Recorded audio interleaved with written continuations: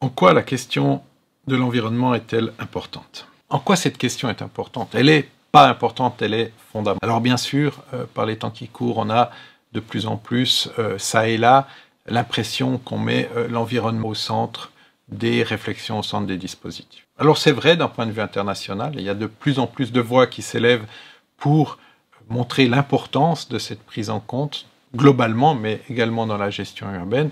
Dans les faits, il se passe véritablement pas grand-chose, voire même rien du tout, voire encore pire, on continue à grignoter petit à petit ce capital.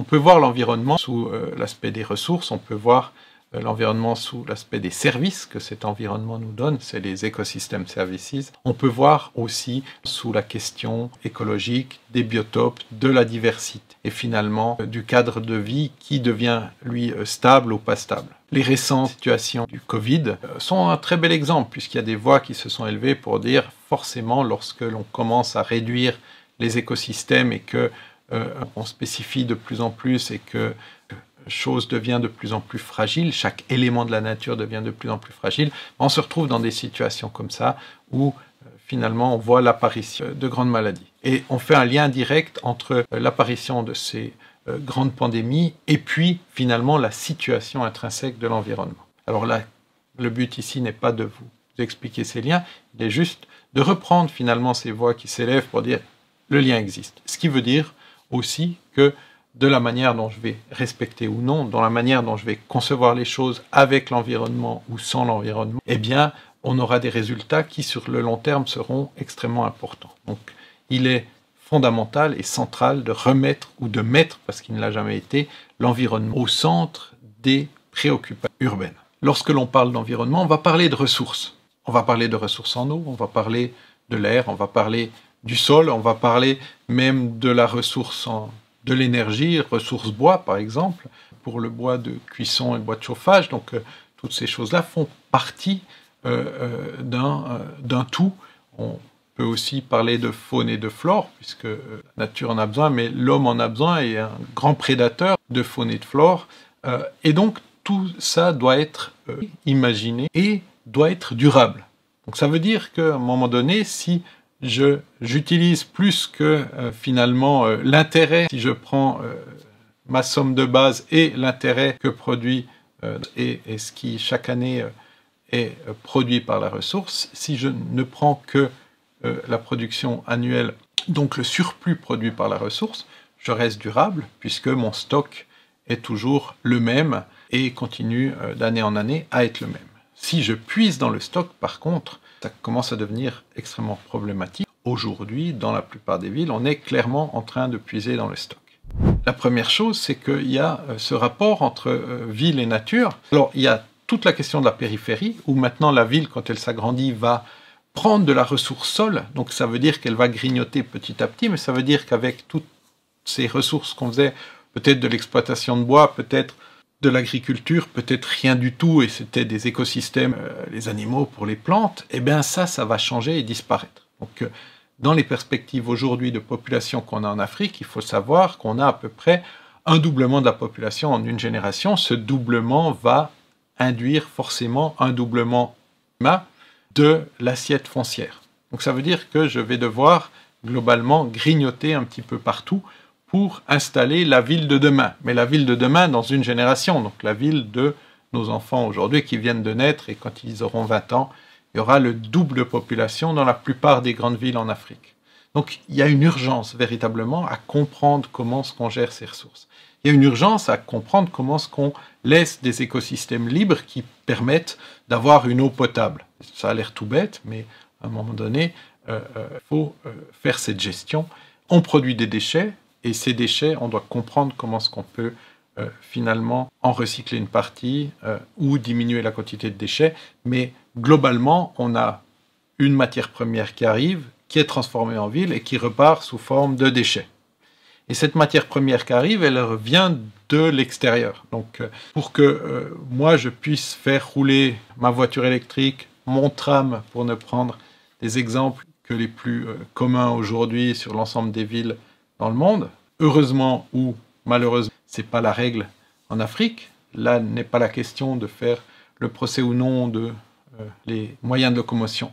C'est juste que si vous avez besoin d'électricité pour faire fonctionner votre tram, ça veut dire que quelque part vous avez un barrage, une éolienne, une centrale nucléaire, et elle en pleine nature, et qui vous produit cette électricité. Alors bien sûr, il y a des capteurs en ville, bien sûr, il y a des systèmes plus autonomes, plus petits, qui permettent une production, mais globalement, il faut savoir que ce qui est consommé comme énergie en ville est capté à l'extérieur. Ça, c'est très clair. La nourriture, c'est très clair. Ce n'est pas l'agriculture urbaine qui va nourrir les villes, c'est de l'agriculture qui vient de la campagne. Et toutes ces choses, c'est ce qu'on appelle les systèmes urbains, toutes ces choses viennent de l'extérieur vers là. Si vous ne gérez pas de manière articulée toutes ces choses-là, eh bien on va se retrouver dans des situations où on est en train de manger le stock et puis à un moment donné, finalement, la production d'électricité ne se fera plus, la production d'eau potable ne se fera plus. On a vu des situations où la nappe phréatique est clairement sous les pieds des habitants de la ville et donc les pollutions arrivent tranquillement et atteignent les nappes phréatiques. Ce sont quelques exemples qui montrent que toutes ces choses sont imbriquées et qu'on est en train de... On doit les regarder de manière intégrée pour les comprendre et pour pouvoir les gérer. Ça, c'est le rapport, je dirais, urbain-rural. Maintenant, on a d'autres questions environnementales, c'est la question finalement du cadre de vie à l'intérieur même des villes. Et là, pendant très longtemps, on a eu l'impression que les élites dans les pays subsahariens ne voulaient pas de nature en ville. Pourquoi? Parce que justement, dans l'imaginaire collectif, la nature, c'est en dehors de la ville, et en ville, c'est en ville.